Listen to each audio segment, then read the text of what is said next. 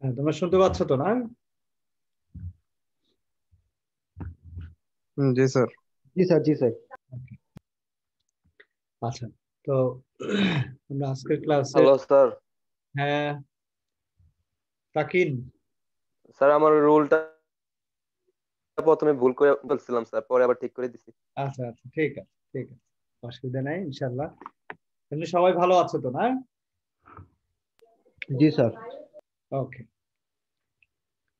তো dear student, আজকের ক্লাসে আমরা যে বিষয়গুলো নিয়ে আলোচনা করব সেগুলো একটু শেয়ার করি। সবাই কি ঢাকাতে ছিলে না বেড়াতে গেছিলে? স্যার ঢাকা ছিলাম। ঢাকায় ছিল, হ্যাঁ আচ্ছা। ফ্যামিলি সবাই ভালো আছে তো না? জি স্যার। ওকে, আলহামদুলিল্লাহ। তোমরা কি স্ক্রিনটা কি দেখতে পাচ্ছ? জি স্যার। ওকে ওকে ডিয়ার স্টুডেন্ট, তো আজকে আমরা চতুর্থ অধ্যায়ের ষষ্ঠ ক্লাস, মানে দ্যাট মিনস লাস্ট ক্লাস নিয়ে আলোচনা করব। আজকের ক্লাসে মোটামুটি আমরা এই চতুর্থ অধ্যায় শেষ করবো। তো আজকে আমরা মূলত সৃজনশীল কোশ্চেন নিয়ে আলোচনা করবো। হ্যাঁ, দুইটা সৃজনশীল কোশ্চেন নিয়ে আলোচনা করব। যদিও আমরা আলোচনা করছিলাম আরো, কারণ চ্যাপ্টারটা অনেক বড় তো, এবং এখান থেকে কোশ্চেন মোটামুটি প্রতি বছরই প্রায় থাকে। তো সে কারণে আমরা ডিসিশন নিয়েছি যে এখান থেকে অন্ততপক্ষে দুইটা ক্লাসের উপর আমরা সৃজনশীল কোশ্চেন নিয়ে আলোচনা করব। তো সেই জন্যই আজকের ক্লাসে আমরা যে বিষয়গুলো নিয়ে আলোচনা করব, দেখো কোশ্চেনটা নিশ্চয়ই দেখতে পাচ্ছ স্ক্রিনে, তোমরা দেখা যাচ্ছে?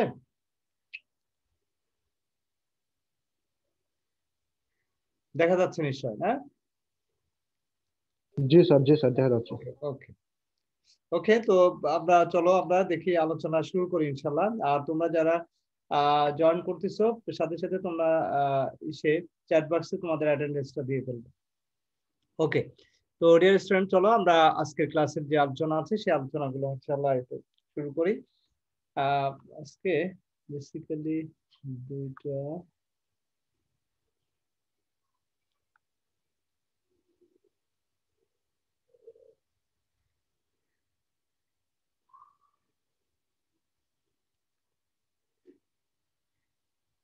আচ্ছা আজকে অনেকগুলো কোশ্চেন নিয়ে মূলত আলোচনা, হ্যাঁ প্রায় 6টা কোশ্চেন নিয়ে আলোচনা করব। তো যে কারণে একটু ফাস্ট যেতে হবে। তো অনেকগুলো কোশ্চেন দেওয়া আছে, তো আমরা চেষ্টা করব সবগুলো কোশ্চেনই সংক্ষেপে টাচ করা যায় কিনা। হ্যাঁ, তোমরা মোটামুটি একটা দুইটা দেখলে আসলে নমুনা প্রশ্ন হয়ে যায়, তারপরে একটু বেশি বেশি দিয়ে দেওয়া, যে অন্তত তোমার প্র্যাকটিসের জন্য যাতে তোমাদের জন্য সুবিধা হয় সেই কারণে। তো ডিয়ার স্টুডেন্ট, আজকে প্রথমে যে কোশ্চেনটা আসছে সেটা হচ্ছে, দেখো যে এম নামক একটি দেশের চলতি বছরের ব্যয় পদ্ধতিতে জিএনপি হচ্ছে 700 কোটি টাকা। দেশটির সংশ্লিষ্ট তথ্য নিয়ে তথ্য নিম্নে দেওয়া হলো। দেখো একটু খেয়াল করো যে এখানে যে তথ্যগুলো আছে সেগুলো আমরা নিচে উপস্থাপন করছি। এম দেশের যে ইনফরমেশন গুলো আছে সেগুলো নিচে উপস্থাপন করা হয়েছে। দেখো এখানে কি কি ইনফরমেশন আছে। প্রথমে দেওয়া আছে, দেখো মোট বিনিয়োগ ব্যয়। মোট বিনিয়োগ ব্যয় মোট বিনিয়োগ ব্যয় আছে কত? 300 কোটি টাকা। মোট ভোগ ব্যয় আছে 325 কোটি টাকা। মজুরি ও বেতন দেওয়া আছে 350 কোটি। খাজনা দেওয়া আছে 125, মুনাফা 100, এবং সুদ হচ্ছে 70 কোটি টাকা, এবং অবচয়ের পরিমাণ হচ্ছে 60 কোটি টাকা, মানে 60 কোটি টাকা। স্যার ভোগ ব্যয় কি স্যার, ভোগ ব্যয়? ভোগ ব্যয় কনজাম্পশন কস্ট, মানে যেটা সাধারণত ওই যে আমরা যারা কনজিউমার আছি তারা যে ইয়েটা কনজিউম করতে গিয়ে যে ব্যয় হয় সেটাকে আমরা ভোগ ব্যয় বলে থাকি। ঠিক আছে, ওকে। তো আমরা তো এটা প্রথমে আলোচনা করছি যে কনজাম্পশন কস্ট, ইনভেস্টমেন্ট কস্ট, মনে আছে না? তারপরে তোমার এই যে বিনিয়োগ ব্যয়টাই হচ্ছে ইনভেস্টমেন্ট কস্ট। ঠিক আছে, সি দ্বারা এই যে ভোগ ব্যয় প্রকাশ করা হয়, মনে আছে তোমাদের? এটা এই চ্যাপ্টারের শুরুতেই তো আলোচনা করছি এই জিনিসগুলো। আচ্ছা, এনিহাও কোনো প্রবলেম নাই, তারপরেও কোশ্চেন থাকতেই পারে ইনশাল্লাহ, অসুবিধা নাই। তো এখন আমরা যেটা এই থেকে উদ্দীপক থেকে আমাদের যে কোশ্চেন গুলো আসতে পারে সেই কোশ্চেন গুলো একটু খেয়াল করে দেখো। এখানে প্রথম যে কোশ্চেনটা আসছে সেটা হচ্ছে জাতীয় আয় কাকে বলে। তো জাতীয় আয় কাকে বলে, এই কোশ্চেনের আনসারটা তো আমরা সরাসরি বই থেকে পাবো, তাই না?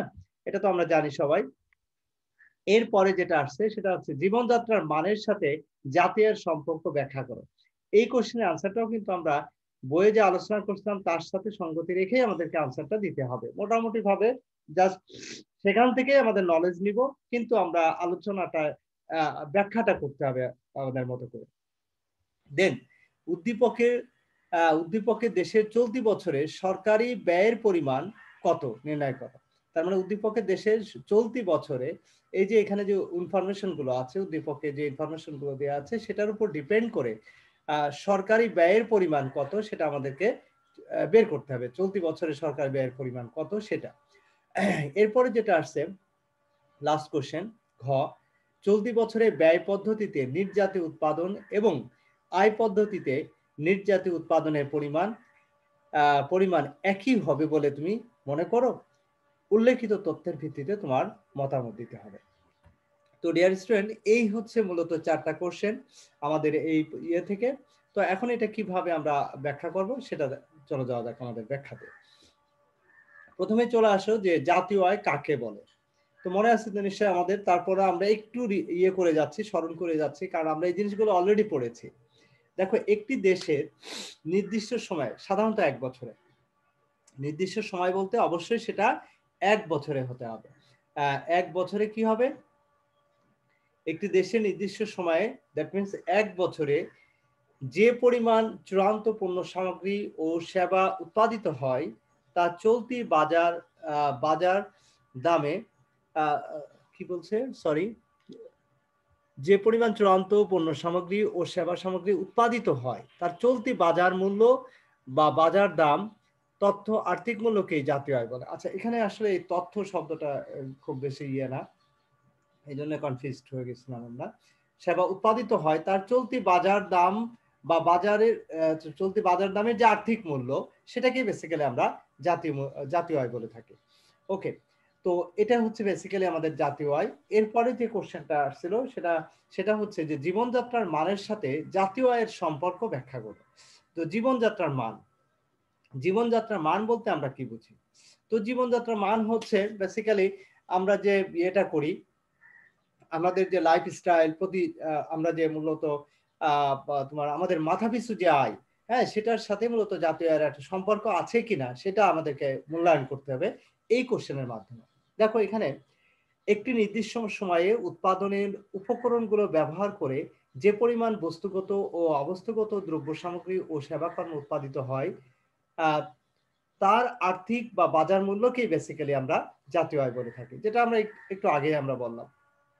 আচ্ছা, তো এখন কোন দেশের জাতীয় আয়ের হিসাব পরিমাপ করে জনগণের ক্রয় ক্ষমতা, মাথাপিছু আয় ও জীবনযাত্রার মান সম্বন্ধে ধারণা পাওয়া যায়।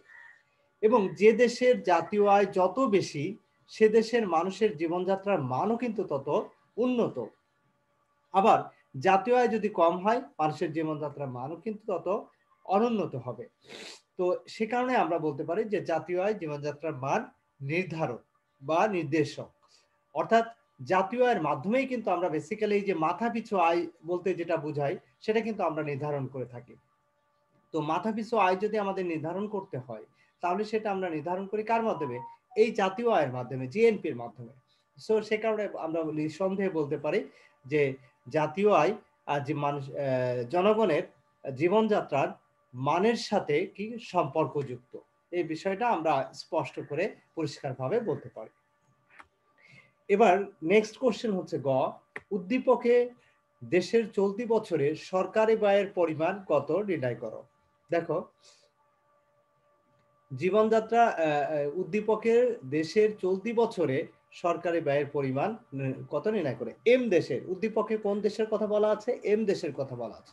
তো এম দেশের তোমার সরকারি ব্যয়ের যে চলতি বছরে যে সরকারি ব্যয় সেই ব্যয়ের পরিমাণ কত সেটা আমাদেরকে বের করতে হবে। তো ওকে ডিয়ার স্টুডেন্ট, তো আমরা সেটা একটু দেখি, একটু খেয়াল করে দেখো, একটি দেশের নির্দিষ্ট সময়ে জনগণের মোট জাতীয় উৎপাদন থেকে মোট ভোগ ব্যয় ও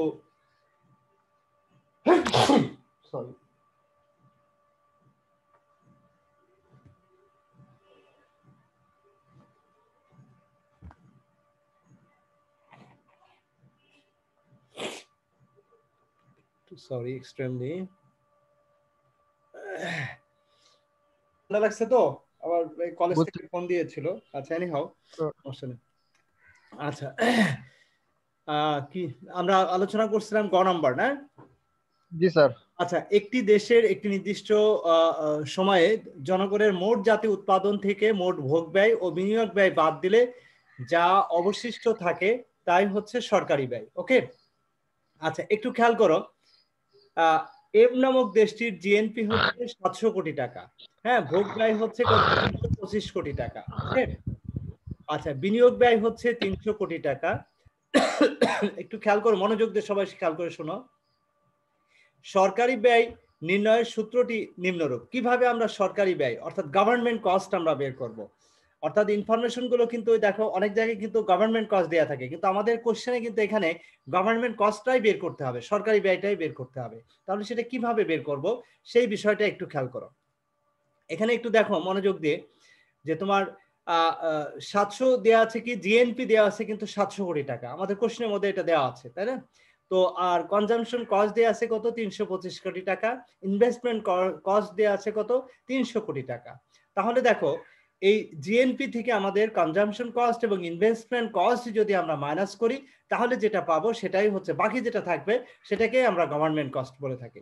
কারণ নর্মালি আমাদের ইনভেস্টমেন্ট কস্ট, গভর্নমেন্ট কস্ট এবং হচ্ছে কনজাম্পশন কস্ট, এই সবগুলো একসাথে প্লাস করে আমরা যেটা পাই সেটাই বেসিক্যালি কিন্তু জিএনপি। তো আমাদের এখানে জিএনপি দেওয়া আছে কিন্তু গভর্নমেন্ট কস্টটা দেওয়া নাই। ঠিক একইভাবে যদি আমাদের কনজাম্পশন কস্ট দেওয়া না থাকে, ইনভেস্টমেন্ট কস্ট দেওয়া না থাকে, তাহলে সেক্ষেত্রে আমরা একই সিস্টেমে আমরা এটা বের করব। ওকে ডিয়ার স্টুডেন্ট, তো এই হচ্ছে বেসিক্যালি আমাদের ইয়েটা। এরপরে যেটা আসছে সেটা হচ্ছে, দেখো নেক্সট কোশ্চেনে আমরা চলে যাই। ঘ নাম্বার, চলতি বছরে ব্যয় পদ্ধতিতে নির্জাতীয় উৎপাদন এবং আয় পদ্ধতিতে নির্জাতীয় উৎপাদনের পরিমাণ একই হবে বলে তুমি মনে করো। উল্লেখিত তথ্যের ভিত্তিতে তোমার মতামত দাও। দেখো একটু খেয়াল করো, এই তথ্যের ভিত্তিতে আমাদের মতামত দিতে হবে। যেমন ধরো, ব্যয় পদ্ধতিতে উৎপাদন এবং আয় পদ্ধতিতে নির্জাতীয় উৎপাদনের পরিমাণ ভিন্ন হবে বলে আমি মনে করি। কেন মনে করি সেটা আমরা এখন ব্যাখ্যা করব। দেখো, ব্যয় পদ্ধতিতে নির্জাতীয় উৎপাদন নির্ণয়ের জন্য মোট ভোগ ব্যয়, বিনিয়োগ ব্যয়, সরকারি ব্যয় এবং নিট রপ্তানি ব্যয়কে বিবেচনা করা হয়। অন্যভাবে যদি আমরা বলি তাহলে দেখি যে আয় পদ্ধতিতে নির্জাতীয় উৎপাদন নির্ণয়ের জন্য বিনিয়োগ, মুনাফা, খাজনা ও মজুরিকে বিবেচনায় আনা হয়। নির্জাতীয় উৎপাদনের পরিমাণ নির্ণয়ের জন্য দুটি পদ্ধতি সাধারণত এখানে কার্যকর হবে। সেই দুটি পদ্ধতি কি একটু খেয়াল করে দেখো ডিয়ার স্টুডেন্ট। কনজাম্পশন কস্ট দেওয়া আছে 325 কোটি টাকা, ইনভেস্টমেন্ট কস্ট দেওয়া আছে 300 কোটি টাকা, গভর্নমেন্ট কস্ট কিন্তু আমরা পেয়েছি ক্যালকুলেশন করে, যেটা গ নম্বরে 75 কোটি টাকা। আর নেট রপ্তানি ব্যয় হচ্ছে 0, কোনো নাই। আর অবচয়জনিত ব্যয় হচ্ছে ডেপ্রিসিয়েশন কস্ট, যেটা সেটা কত? 60 কোটি টাকা। এই ইনফরমেশন গুলো কিন্তু আমাদের কোশ্চেনের মধ্যে দেয়া আছে, এটা নিশ্চয়ই তোমরা লক্ষ্য করেছো। তো এখন এই ব্যয় পদ্ধতিতে আমাদের নির্জাতীয় উৎপাদন কত সেটা আমাদেরকে বের করতে হবে। তাহলে দেখো একটু খেয়াল করে, এনএনপি সমান C plus I plus G plus XM. XM বলতে ওই যে X minus M, that means রপ্তানি মাইনাস আমদানি, এক্সপোর্ট থেকে ইম্পোর্ট মাইনাস করে যেটা পাই সেটাই হচ্ছে এক্সপেন্স, যেটাকে আমরা নিট রপ্তানি বলে থাকি। আর এখান থেকে ডিপ্রিসিয়েশন কস্টটা আমরা বাদ দিলে আমরা যেটা পাবো সেটাই হচ্ছে বেসিক্যালি আমাদের এনএনপি, যেটাকে আমরা নেট জাতীয় আয় বলে থাকি। তো ডিয়ার স্টুডেন্ট, এই হচ্ছে অবস্থা। দেখো তাহলে সেক্ষেত্রে এনএনপিটা কত? 640 কোটি টাকা। নিশ্চয়ই তোমরা বুঝতে পেরেছো, আমরা ক্যালকুলেশনটা নিশ্চয়ই তোমরা বুঝতে পেরেছো যে আমাদের জিএনপি কিন্তু কোশ্চেনের মধ্যে দেওয়া আছে। কত টাকা দেওয়া আছে মনে আছে? জিএনপি দেওয়া আছে কত? 700 কোটি টাকা। জিএনপি এই যে একদম করে দেওয়া আছে 700 কোটি টাকা। সেই জিএনপি থেকে আমরা বেসিক্যালি কিন্তু ডিপ্রিসিয়েশন কস্টটা কিন্তু মাইনাস করলেই বেসিক্যালি আমরা পেয়ে যাব। তো ডিপ্রিসিয়েশন কস্ট কত? 60 কোটি টাকা। এই 60 কোটি মাইনাস করলেই কিন্তু নরমালি হয়ে যায়। কিন্তু তারপরও আমরা তো জানি নরমালি এনএনপি স্যার মানে কি স্যার? হ্যাঁ সরি, এনএনপি মানে কি স্যার? এনএনপি মানে হচ্ছে নেট জাতীয় উৎপাদন, মানে নেট ন্যাশনাল প্রোডাক্ট, নেট জাতীয় আয় আর কি, যেটাকে আমরা বলি। মানে জিএনপি আর এটা হচ্ছে এনএনপি। জিএনপি মানে হচ্ছে গ্রস, হ্যাঁ, আর এনএনপিটা হচ্ছে নেট, একদম ওই যে ডিপ্রিসিয়েশন কস্টটা মাইনাস করার পরে যেটা পাবো। আর জিএনপিটা ডিপ্রিসিয়েশন কস্টটা মাইনাস করা হয় না, এটাই হচ্ছে বেসিক্যালি পার্থক্য। তো সেই পার্থক্যটা এখানে একটু খেয়াল করো।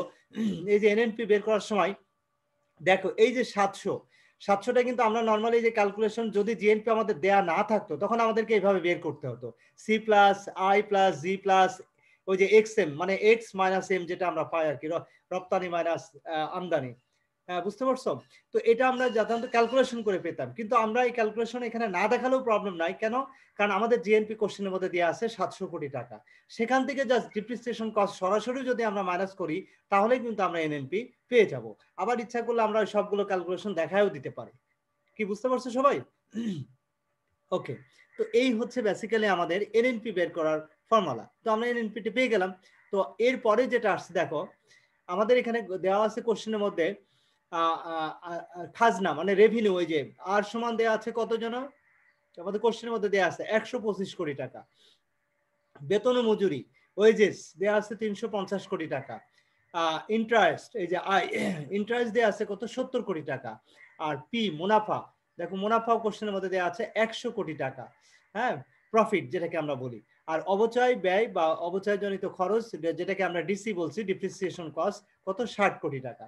তখন এই ইনফরমেশন গুলোর উপর ভিত্তি করে দেখো আয় পদ্ধতিতে নির্যাতীয় উৎপাদন আমাদের বের করতে হবে। আগেরটা বের করছে আমরা কিন্তু ব্যয় পদ্ধতিতে, ঠিক আছে? আর এখন আয় পদ্ধতিতে কিভাবে আমরা এনএনপিটা বের করব, নেট জাতীয় উৎপাদন, সেটা একটু খেয়াল করো। এখানে বের করার সিস্টেমটা হচ্ছে দেখো, R plus W plus I plus P minus হচ্ছে ডিসি। তার মানে এখানে দেখো কি কি ইনফরমেশন দেওয়া আছে। আর হচ্ছে এখানে কি মনে আছে, আর হচ্ছে রেভিনিউ, এই যে খাজনা। হ্যাঁ, খাজনাটাই হচ্ছে এখানে মূলত সরকারের রেভিনিউ। ওকে, তারপরে হচ্ছে ওয়েজেস, মজুরি ও বেতন প্লাস করতে হবে। তারপরে হচ্ছে সুদ, যেটা আমরা ইন্টারেস্ট হিসেবে ব্যাংক থেকে যেটা পেয়ে থাকি, সুদ। এরপরে যেটা আসছে সেটা হচ্ছে তোমার প্রফিট। প্রফিট কত, যে বিভিন্ন বিজনেস থেকে আমরা যে প্রফিটটা আর্ন করি সেটা হচ্ছে 100 কোটি টাকা। তো এই সবগুলো প্লাস করব, আর ডিপ্রিসিয়েশন কস্টটা মূলত মাইনাস করব। তাহলে দেখো তো ক্যালকুলেশন করে, 125 প্লাস 350 প্লাস হচ্ছে 70 প্লাস হচ্ছে 100, সবগুলো প্লাস করার পর 60 হচ্ছে ডিপ্রিসিয়েশন কস্ট, এটা মাইনাস করলে আমরা যেটা পাচ্ছি সেটাই হচ্ছে কত টাকা, 585 কোটি টাকা।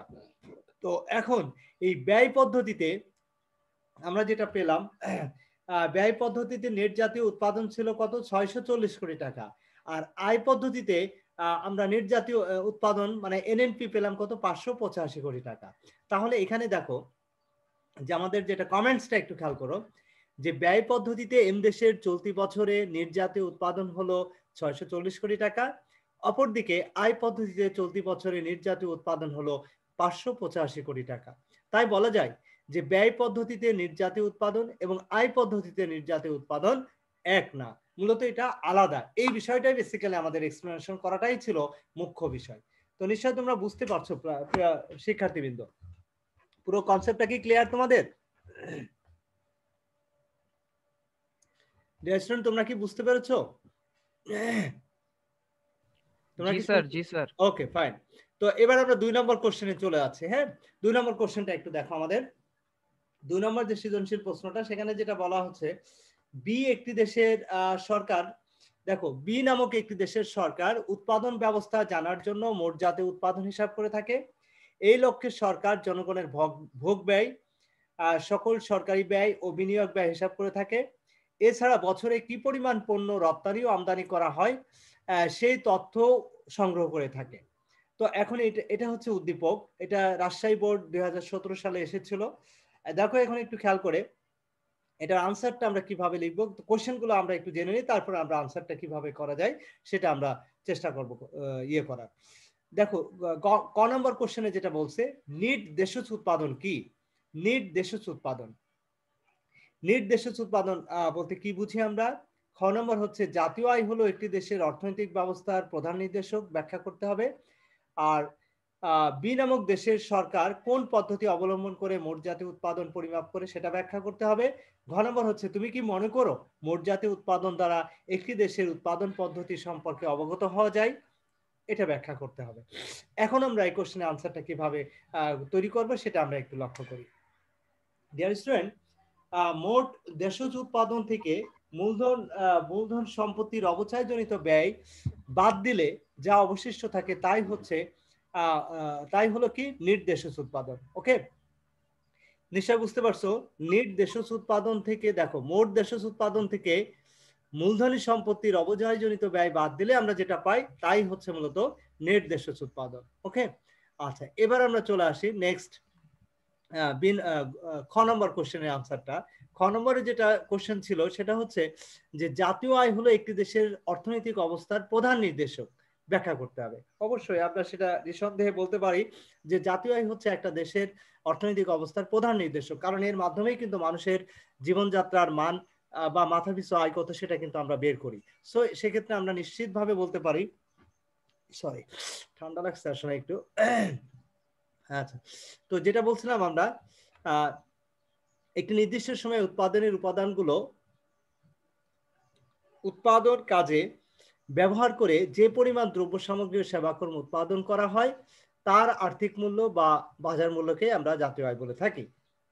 এখন এই জাতীয় আয় হলো এমন একটি বিষয় যা দেশের অর্থনীতির পূর্ণাঙ্গ চিত্র উপস্থাপন করা হয় এবং এর সাথে সম্পৃক্ত বিষয়গুলো হচ্ছে যেমন মোট জাতীয় উৎপাদন, নিট জাতীয় উৎপাদন, নিট দেশজ উৎপাদন, নিট দেশজ উৎপাদন মাথাপিছু আয়, হ্যাঁ, তারপরে জাতীয় আয়। জাতীয় আয় দ্বারা কোনো দেশের অর্থনৈতিক অবস্থাও পরিমাপ করা যায়। তো সে কারণে আমরা নিশ্চিতভাবে বলতে পারি যে জাতীয় আয় হচ্ছে কোনো একটা দেশের মানে যে আর্থিক অবস্থা, সেই আর্থিক অবস্থার অন্যতম নির্দেশক হিসেবে ব্যবহার করা হয়ে থাকে। তো ওকে, দেন এরপরে গ নম্বর কোশ্চেনটা ছিল, দেখো আমরা একটু দেখি, বিদেশের সরকার কোন পদ্ধতি অবলম্বন করে মোট জাতীয় উৎপাদন পরিমাপ করে সেটা আমরা ব্যাখ্যা করব। ওকে ডিয়ার স্টুডেন্ট, গ নম্বর কোশ্চেনটা দেখো, বিদেশের সরকার ব্যয় পদ্ধতি অবলম্বন করে মোট জাতীয় উৎপাদন কি বলে মোট জাতীয় উৎপাদন পরিমাপ করে থাকে। কেন? দেখো, ব্যয় পদ্ধতিতে অনুসরণ করলে মোট জাতীয় উৎপাদন হবে একটি অর্থ বছরের সব ব্যয়ের সমষ্টি এবং ব্যয় পদ্ধতিতে মোট জাতীয় উৎপাদন পরিমাপ করার সময় ব্যক্তিগত ভোগ ব্যয়, সরকারি ব্যয় এবং বিনিয়োগ ব্যয় বিবেচনা করা হয়।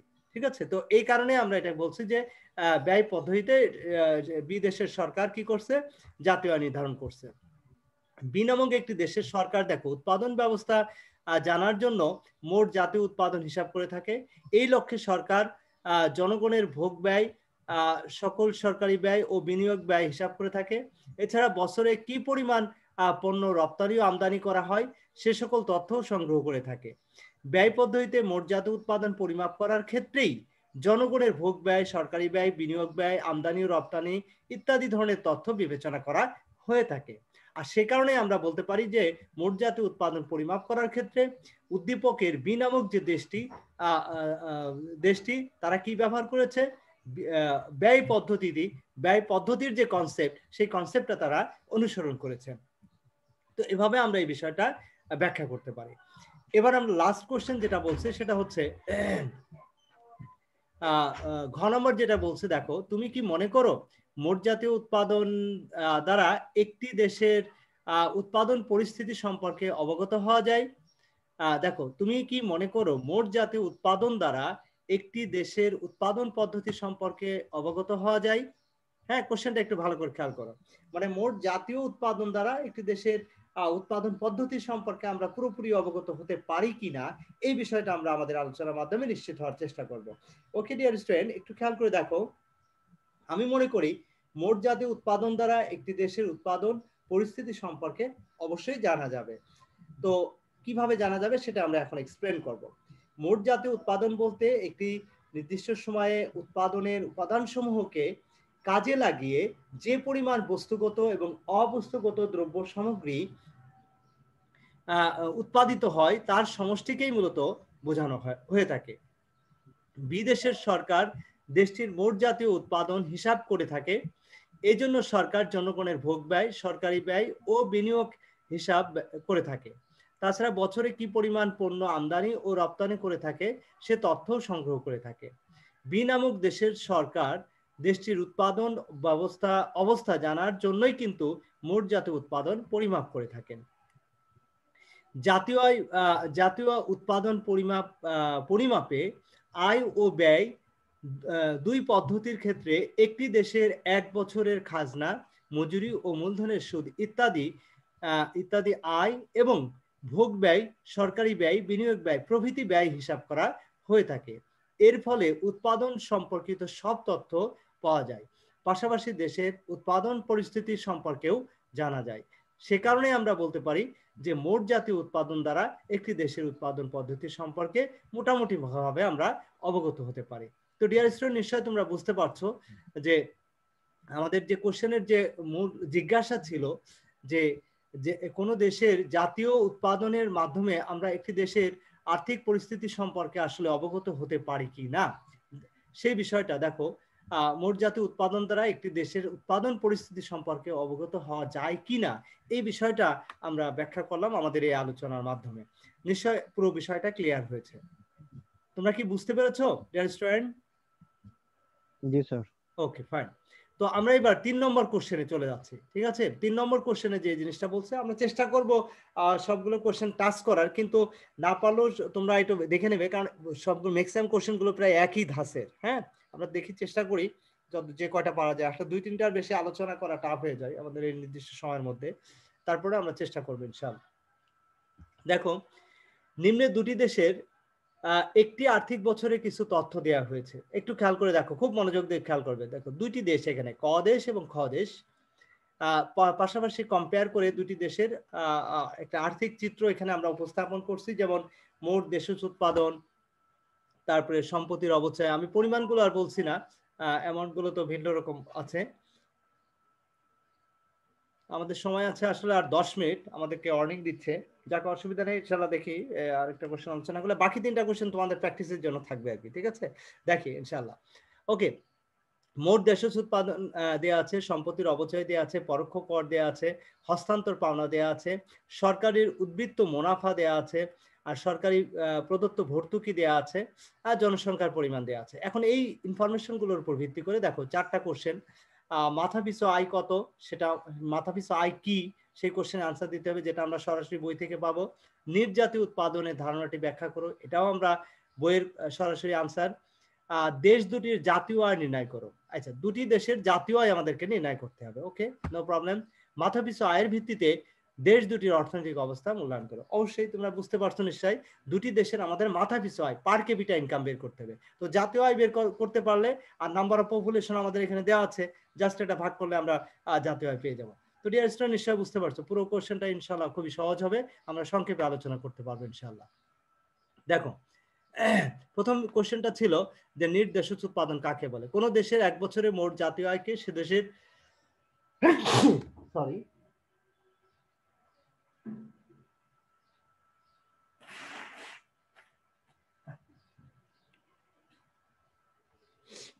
বেশি ঠান্ডা লেগে গেছে, এক্সট্রিমলি সরি, তোমাদের বারবার আসলে ডিস্টার্ব হয়ে যাচ্ছে। ওকে, যেটা বলছিলাম আমরা, মাথাপিছু আয় কাকে বলে। কোন দেশের এক বছরের মোট জাতীয় আয়কে সে দেশের, দেখো, মোট জনসংখ্যা দ্বারা ভাগ করলে আমরা যেটা পাবো সেটাই হচ্ছে মাথাপিছু আয়। ডাইরেক্ট কোশ্চেন আনসার, এটা বই থেকে পেয়ে গেছি আমরা।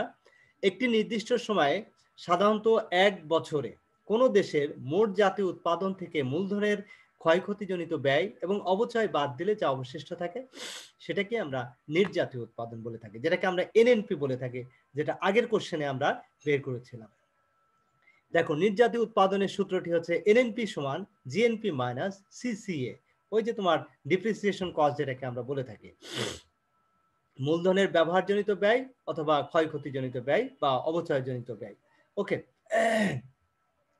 তো এখানে এনএনপি হচ্ছে নির্জাতীয় উৎপাদন, আর জিএনপি হচ্ছে মোট জাতীয় উৎপাদন, আর সিসিএ হচ্ছে মূলধনের ওই যে ব্যবহারজনিত ব্যয় অথবা ক্ষয়ক্ষতিজনিত ব্যয়। ওকে, এবার গ নম্বর কোশ্চেনটা ছিল কি? গ নম্বর কোশ্চেনটা ছিল দুটি দেশের জাতীয় আয় নির্ণয় করো, পাশাপাশি আমরা কম্পেয়ার করে দুটি দেশের জাতীয় আয় বের করব। দেখো, জাতীয় আয় কিভাবে বের করব? জাতীয় আয় হচ্ছে ন্যাশনাল ইনকাম। জিএনপি থেকে জিএনপি বের করার সময় আমরা যে কাজটা করে থাকি মনে আছে নিশ্চয়, জিএনপির ফর্মুলা কি? ওই যে সবগুলো খরচের যোগফল, তাই না? সবগুলো খরচ কোন পদ্ধতিতে আমরা করব সেটার উপর ডিপেন্ড করে। আমাদের মূল বিষয়টা ছিল, কোশ্চেনটা ছিল কি, দুটি দেশের কি বের করতে হবে? দুটি দেশের জাতীয় আয় নির্ণয় করো। হ্যাঁ, জাতীয় আয় আমরা বের করব। তো আমাদের দুটি দেশের জাতীয় আয় আমরা কিভাবে বের করব একটু খেয়াল করে দেখো। প্রথমেই চলে আসো ক দেশের জাতীয় আয়। ক দেশের জাতীয় মোট দেশজ উৎপাদন দেওয়া আছে কত টাকা, যেটাকে জিডিপি বলে থাকি আমরা, 50 কোটি টাকা দেওয়া আছে। অবচয় ব্যয় দেওয়া আছে 15 কোটি টাকা, পরোক্ষ কর ট্যাক্স দেওয়া আছে 5 কোটি টাকা, হস্তান্তর পাওনা ট্রান্সপোর্টেশন কস্ট 5 কোটি টাকা, সরকারি উদ্বৃত্ত মুনাফা দেওয়া আছে কত 2.5 কোটি টাকা, সরকারি ভর্তুকি দেওয়া আছে, প্রদত্ত ভর্তুকি দেওয়া আছে 7.5 কোটি টাকা। সুতরাং ক দেশের জাতীয় আয় কত হবে সেটা আমাদেরকে বের করতে হবে। দেখো এই ফর্মুলা অনুযায়ী আমরা মান বসাই, 50 minus 15 minus 5 minus 5 minus 2.5 plus হচ্ছে 7.5 কোটি টাকা। এখন এই সবগুলো প্লাস মাইনাস করে আমরা যেটা পাচ্ছি 30 কোটি টাকা। এই 30 কোটি টাকা হচ্ছে ক দেশের জাতীয় আয়। ঠিক একই সিস্টেমে আমরা খ দেশের জাতীয় আয়টা আমরা বের করলাম। আচ্ছা, বের করার পর পেলাম কত 30 কোটি টাকা। তার মানে আমরা দুটি দেশের আমরা জাতীয় আয়টা পেয়ে গেলাম। এখন দেশ দুটির দেশজ উৎপাদন 75 কোটি টাকা, অবচয় হচ্ছে ডিপ্রেশন কস্ট 15 কোটি টাকা দেওয়া আছে, পরোক্ষ কর দেওয়া আছে 10 কোটি টাকা, হস্তান্তর পাওনা দেওয়া আছে 15 কোটি টাকা, পরোক্ষ সরকারি উদ্বৃত্ত মুনাফাও দেওয়া আছে 5 কোটি টাকা, এবং এটা হচ্ছে খ দেশের। তো এইভাবে আমরা নর্মালি 40 কোটি টাকা আমরা পেয়ে গেলাম। তো এইভাবে আমরা দুটি দেশের আমরা কি পেলাম, দুটি দেশের আমরা মোট দেশজ উৎপাদন আমাদেরকে কি বের করতে বলছিল,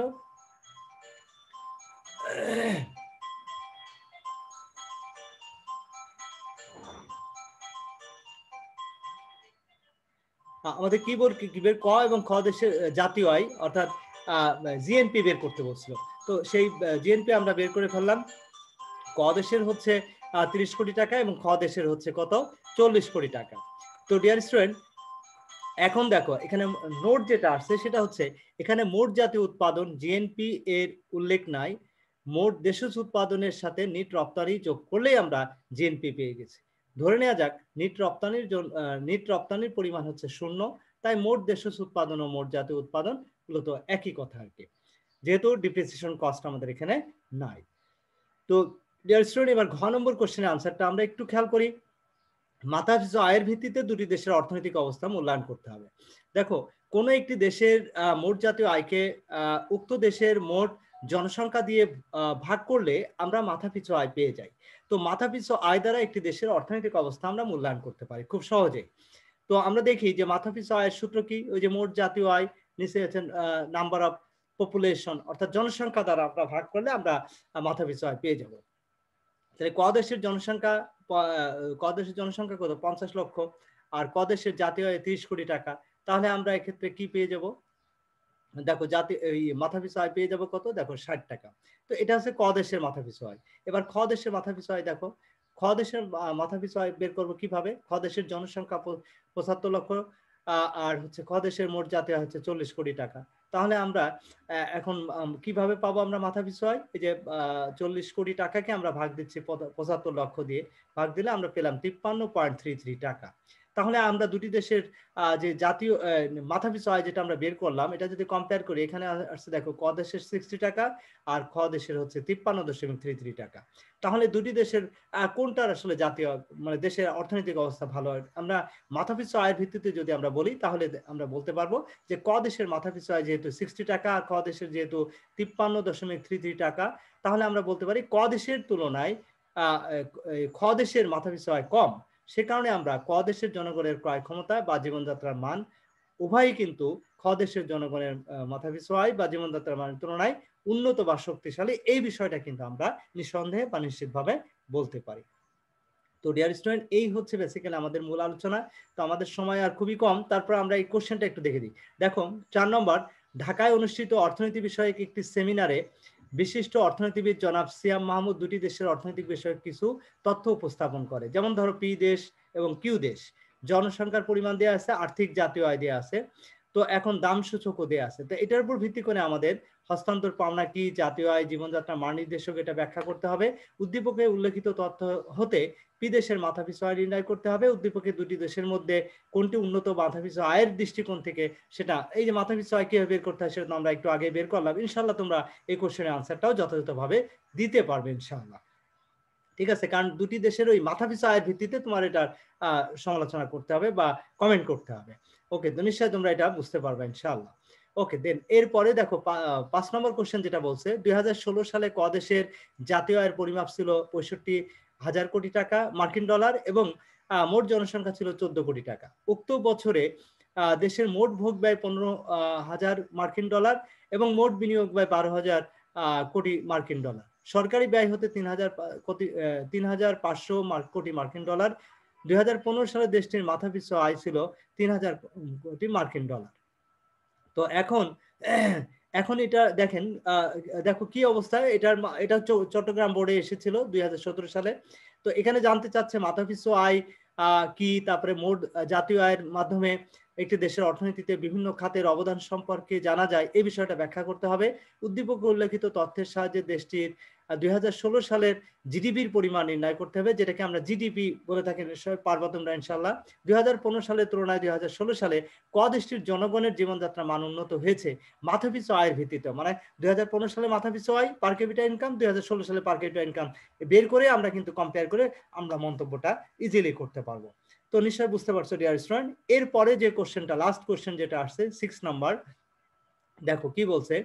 6 নাম্বার যে কোশ্চেনটা আসছে সেখানে যেটা বলা হচ্ছে যে 2016 সালে মা দেশের জনসংখ্যা ছিল 2 কোটি, ওই দেশের মোট ভোগ ব্যয় ছিল 900 কোটি, বিনিয়োগ ব্যয় হচ্ছে 700 কোটি টাকা এবং সরকারি ব্যয় হচ্ছে 300 কোটি টাকা। রপ্তানি আয় হচ্ছে 1600 কোটি টাকা